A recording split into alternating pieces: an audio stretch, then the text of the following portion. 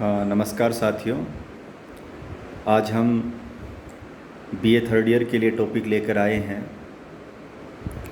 संयुक्त राष्ट्र संघ में सुधार। इससे पहले के वीडियो में हमने आपसे इस बात पर चर्चा की थी कि यूएनओ की संरचना क्या है, उसके अंग कौन कौन से हैं, किन परिस्थितियों में वो निर्मित हुआ और जो उसकी स्थापना कब हुई। कुछ जो फैक्चुअल जानकारी थी वो उस वीडियो में ज़्यादा थी, जो परीक्षा में पूछ ली जाती है। आज हम बात कर रहे हैं कि यूएनओ में क्या सुधार होने चाहिए। देखिए, 1945 में आज से 70-75 वर्ष पूर्व जब यूएनओ का निर्माण हुआ था, उस समय की दुनिया आज की दुनिया से बहुत मायनों में अलग थी।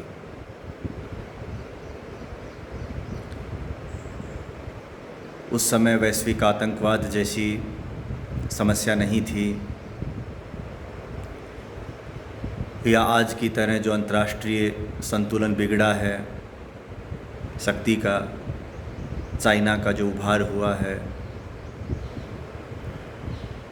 और कोरोना महामारी का ये दौर है। जिस समय यूएनओ का निर्माण हुआ था उस समय दुनिया में देश कम थे, उसके बाद बहुत से देश अलग होते गए और दुनिया में देशों की संख्या भी बढ़ी है, नई नई चुनौतियां भी आई हैं। कहने का मतलब है कि कोई भी संगठन हर समय के लिए बेहतर नहीं होता है, और उसे जीवंत बनाए रखने के लिए, प्रासंगिक बनाए रखने के लिए हमें उस संगठन में समय सापेक्ष बदलाव करने होते हैं जो वक्त की मांग होते हैं। ऐसा भी नहीं है कि समय के साथ यूएनओ में कुछ चेंज ही नहीं हुए, चेंज हुए हैं, लेकिन वो परिवर्तन की जो रफ्तार थी वो दुनिया में बदलाव की रफ्तार से बहुत पीछे चल रही है। तो आज हम इसी बात पर चर्चा कर रहे हैं कि यूएनओ में आज क्या बदलाव हों, क्या सुधार हों। तो सबसे जो महत्वपूर्ण बात है यूएनओ में सुधार की, वो है सुरक्षा परिषद का विस्तार होना चाहिए। सुरक्षा परिषद का जो विस्तार है, उससे अभिप्राय है कि सुरक्षा परिषद में अभी जो प्रतिनिधित्व है वो समावेशी नहीं है क्या, या अधूरा है। 15 सदस्यीय सुरक्षा परिषद में जो 5 स्थायी सदस्य हैं, और वो चाइना है, रसिया है, फ्रांस, ब्रिटेन, अमेरिका, तो ये जो देश हैं ये सुरक्षा परिषद के स्थायी देश हैं। और दुनिया में लैटिन अमेरिका भी महाद्वीप है, दक्षिण अफ्रीका भी है, एशिया भी बहुत बड़ा महाद्वीप है, उसमें अकेले चाइना को है, यूरोप से 3 देशों को प्रतिनिधित्व मिल जाता है। तो ये सब जो बातें हैं उनमें ये कहा जाता है कि जो यूएनओ बेहतर ढंग से काम करे, इसके लिए अफ्रीका महाद्वीप से भी प्रतिनिधित्व मिलना चाहिए, और लैटिन अमेरिका, दक्षिण अमेरिका, वहाँ से भी किसी राष्ट्र को प्रतिनिधित्व मिलना चाहिए। इधर भारत भी दावेदारी करता है। तो कहने का अभिप्राय यही है कि जो सुरक्षा परिषद का विस्तार होना समय की मांग है। भारत, दक्षिण अफ्रीका, ब्राज़ील, ये वो देश हैं जो दुनिया के पटल पर बहुत तेज़ी से उभरे हैं और एक नई इबारत लिखी है इन्होंने। अपने पिछड़ेपन को भी काफ़ी हद तक इन देशों ने पीछे छोड़ा है, अंतर्राष्ट्रीय सहयोग दिया है। तो इन्हीं दावेदारियों के साथ इन देशों का ये दावा है कि इनको भी सुरक्षा परिषद में जगह मिलनी चाहिए, ताकि यूएनओ अधिक सशक्त हो, अधिक लोकतांत्रिक हो और वो दुनिया पर ज़्यादा प्रभावी होगा अपना काम करने में। दूसरा, यूएनओ की जो महासभा में प्रतिनिधित्व है, जो महासभा है जिसे हम दुनिया की संसद कहते हैं, तो एक मांग ये उठती है कि उसमें जो प्रतिनिधित्व है वो आबादी के हिसाब से मिलना चाहिए, कि जिन देशों की आबादी ज़्यादा है, क्षेत्रफल भी ज़्यादा है, उन देशों को जो प्रतिनिधित्व है वो यूएनओ में अधिक मिलना चाहिए, आबादी के लिहाज से प्रतिनिधित्व मिले। जैसे भारत की आबादी ज़्यादा है तो भारत को ज़्यादा प्रतिनिधित्व मिले। छोटा सा कोई भी देश, उसे भी उतनी ही आबादी में मिल जाता है जितना भारत को मिलता है। तो ये सुरक्षा परिषद महासभा में, संयुक्त राष्ट्र महासभा में आबादी के हिसाब से प्रतिनिधित्व मिले, इस तरह की मांग भी की जाती रही है। ये सुधार होना चाहिए। कुछ लोग कहते हैं कि ये तो एक और जनसंख्या नियंत्रण की बात हो रही है, दूसरी ओर जो जनसंख्या विस्फोट है उसी का ही फ़ायदा लेना चाहते हैं। तो दो तरह की बातें हो सकती हैं, क्योंकि भारत के हित में है और भारत की ओर से भी इस तरह की जो बातें हैं वो की जाती रही है। हालांकि भारत ने जो प्रबल दावेदारी है वो सुरक्षा परिषद में स्थायी सदस्यता के लिए की है। ये मुहिम 90 के दशक से चल रही है और अंतर्राष्ट्रीय मंचों से जब भी मौका मिलता है भारत अपनी इस मांग को या अधिकार को दोहराता रहता है। फिर एक और जो सुधार की ज़रूरत महसूस की जाती रही है यूएनओ में, वो इसका जो मुख्यालय है वो अमेरिका में है और अंतर्राष्ट्रीय राजनीति में बहुत से देशों के आपसी रिश्ते बनते बिगड़ते रहते हैं। अमेरिका दुनिया का एक पावरफुल देश है, सुपर पावर है। अंतर्राष्ट्रीय राजनीति में वो बराबर अपनी दखल रखता है। बहुत से राष्ट्रों को उससे नाराज़गी भी हो जाती है। तो उन देशों को लगता है कि हम अमेरिकी देश में क्यों जाएं, अमेरिका में क्यों जाएं। तो ये मांग की जाती रही है कि एक कोई ऐसा स्वतंत्र जो द्वीप हो, समुद्र में टापू हो, जो किसी भी देश की सीमा से अलग हो और उसे विश्व समुदाय को समर्पित हो, कि उस पर किसी देश की संप्रभुता नहीं हो। तो जो यूएनओ और इसकी एजेंसी हैं, उनके जो मुख्यालय हैं वो वहीं होने चाहिए। तो इसे एक यूएनओ को इस रूप में जो मान्यता देने की बात है। शीत युद्ध में ये बात और भी गहराई थी जब फिदेल कास्त्रो जो क्यूबा के बड़े साम्यवादी नेता होते थे, राष्ट्रपति थे, तो वो वहाँ गए तो वो दौर था जब साम्यवाद बनाम पूंजीवाद का संघर्ष बहुत हाई लेवल पर था। तो सितंबर के महीने में महासभा का सत्र चलने वाला था, उससे पहले गए थे वो। तो उस दौर में जो रिश्ते ख़राब थे तो किसी होटल में उनको ठहरने के लिए जगह नहीं दी गई। तो उन्होंने कहा कि अगर जगह नहीं मिलेगी तो मैं यहीं यूएनओ के सामने टेंट तान कर रुकूंगा। तो ये चीज़ें थोड़ी परेशान कर देने वाली होती हैं। तो इस लिहाज से मांग की जाती है कि एक अलग इस जगह होनी चाहिए जिस पर किसी देश का संप्रभुता नहीं हो और वो यूएनओ के लिए हो। एक और यूएनओ में जो सुधार की मांग की जाती है वो है कि यूएनओ की अपनी सेना होनी चाहिए।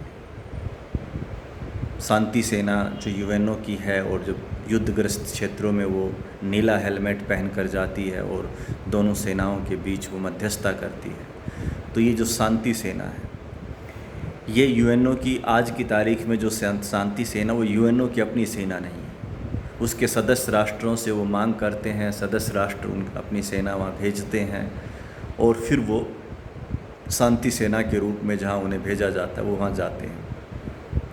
भारत का ये मानना है या दुनिया के बहुत से देशों का ये मानना है कि शांति सेना यूएनओ की अपनी होनी चाहिए।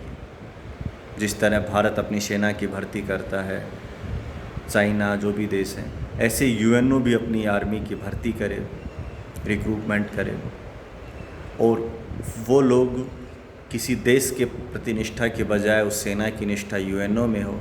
क्योंकि यूएनओ के द्वारा जो निर्मित सेना है वो कोई लड़ाकू सेना नहीं होती है, बल्कि वो शांति सेना होती है। तो शांति सेना की क्या भूमिका हो सकती है, तो उसका जो पूरा ट्रेनिंग है वो इसी बेस पे हो, इसी रूप में उन्हें तैयार किया जाए, शांति सैनिक के रूप में ही, तो ये बेहतर होगा। उसकी जो निर्भरता है वो कई मामलों में सदस्यों से हटानी ज़रूरी मानी जाती है। इसके अलावा जो यूएनओ में सुधार की बात की जाती रही है वो यूएनओ के बजट को लेकर है। यूएनओ का जो खर्चा चलता है, महासभा का बैठक भी होती है, अलग अलग एजेंसी भी काम करती हैं, उसका अपना सचिवालय भी चलता है।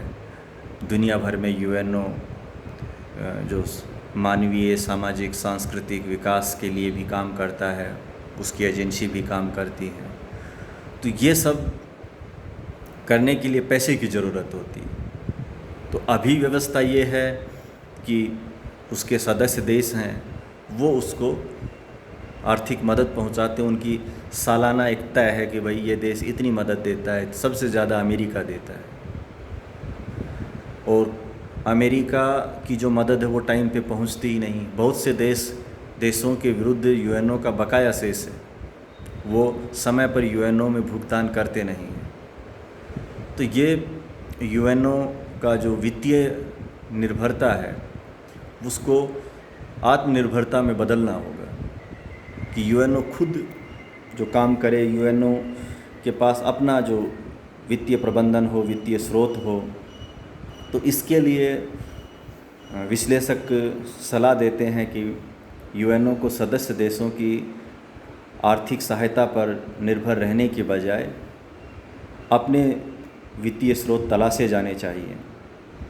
और ये स्रोत हो सकते हैं जो साझी वैश्विक धरोहर हैं, जैसे खुला आसमान है, समुद्र का वो भाग जो किसी भी देश के अनन्य आर्थिक क्षेत्र में नहीं आता, तो उसका जो भी उपयोग होता है, चाहे वो नौका के वहन के लिए हो, नौवहन के लिए हो, या आकाश से हवाई यात्रा है, तो इनका जो भी टिकट लगता है, व्यापार का जो इस हिसाब है, तो वहाँ यूएनओ का भी अपना एक सरचार्ज लगना चाहिए। जैसे आप भारत से अमेरिका जा रहे हैं तो आपका जो टिकट है ना, तो उसी में ही जैसे ₹1, ₹2 या डॉलर जो भी है, जो क्योंकि आप एक खुले आकाश का यूज कर रहे हैं, तो वो पैसा सीधा यूएनओ के खाते में जाए। ऐसे ही जो अंतर्राष्ट्रीय व्यापार के लिए जो जहाज़ों का समुद्र से आवागमन होता है, तो उन पे भी टैक्स लगना चाहिए। तो वो पैसा यूएनओ के पास जाता रहेगा, तो यूएनओ की जो अपनी जो वित्तीय स्थिति है वो मजबूत होगी और सदस्यों पर उसकी निर्भरता घटेगी। इसमें और भी कई सुझाव देते रहते हैं लोग। तो ये बजट के मामले में भी यूएनओ में सुधार बहुत अहम है, बहुत ज़रूरी है।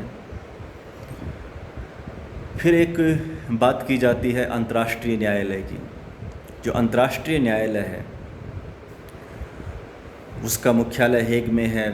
हम इससे पहले की वीडियो में आपको बताया था नीदरलैंड की राजधानी है। लेकिन अंतर्राष्ट्रीय न्यायालय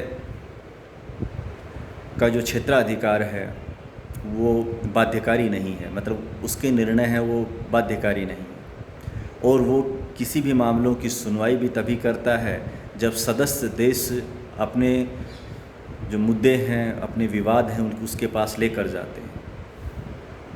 यानी कि वो पहलकारी नहीं होता है कि अब जैसे भारत और पाकिस्तान में कश्मीर का मुद्दा चल रहा है, तो ऐसा नहीं है कि यूएनओ वो अंतर्राष्ट्रीय न्यायालय स्वतः संज्ञान लेकर कहे कि आप इस मुद्दे को यहाँ लेके आओ, 70-75 सालों में आपसे तो ये मुद्दा सुलझा नहीं, ऐसा नहीं कर सकते।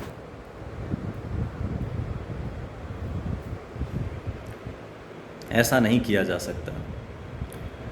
तो उसके लिए फिर क्या करना होता है कि जो देश खुद चाहकर अपना या कोई एक देश उसको लेके जाता है तो फिर उस पर अंतर्राष्ट्रीय न्यायालय सुनवाई करता है, लेकिन फिर वो निर्णय देता है तो ये बाध्यकारी नहीं होता कि वो उस निर्णय की पालना ही करे। अभी ताज़ा उदाहरण दक्षिण चीन सागर का मामला है। दक्षिण चीन सागर पर चाइना अपना प्रभुत्व जताता है, अपना अधिकार जताता है, उसमें उसने अपना जो प्रभाव काफ़ी समय से बढ़ा दिया है। दूसरी ओर जो बहुत से देश हैं, वियतनाम वगैरह, इन देशों ने भी इसका विरोध किया और वियतनाम इसके विरुद्ध अंतर्राष्ट्रीय न्यायालय में चला गया। अंतर्राष्ट्रीय न्यायालय ने पूरे मामले की सुनवाई की और उसके बाद निर्णय दिया कि चाइना का जो हक है अंतर्राष्ट्रीय दक्षिण चीन सागर में वो गलत है। चाइना ने उसे मानने से इनकार कर दिया। तो इसका जो अधिकार क्षेत्र है वो बाध्यकारी बनाया जाना चाहिए, तब जाके जो दुनिया भर में जो विवाद हैं उनका हल निकलता है। तो ये कुछ बेसिक बातें हैं जो यूएनओ में सुधार की ज़रूरत है और परीक्षा में पूछ लिया जाता है कि 21वीं सदी में संयुक्त राष्ट्र संघ में कौन कौन से सुधार होने चाहिए। तो ये एक ज़रूरी सवाल है, महत्वपूर्ण सवाल है, क्योंकि यूएनओ का जो हमारा ये चैप्टर है काफ़ी बड़ा चैप्टर है। इसमें और भी सवाल बनेंगे कि अंतर्राष्ट्रीय शांति और सुरक्षा को बनाए रखने में यूएनओ की क्या भूमिका है, या सुरक्षा परिषद में भारत किन आधारों पर दावेदारी कर रहा है, उसकी दावेदारी का आधार क्या है। तो इन पर हम अगले वीडियो में चर्चा करेंगे। धन्यवाद।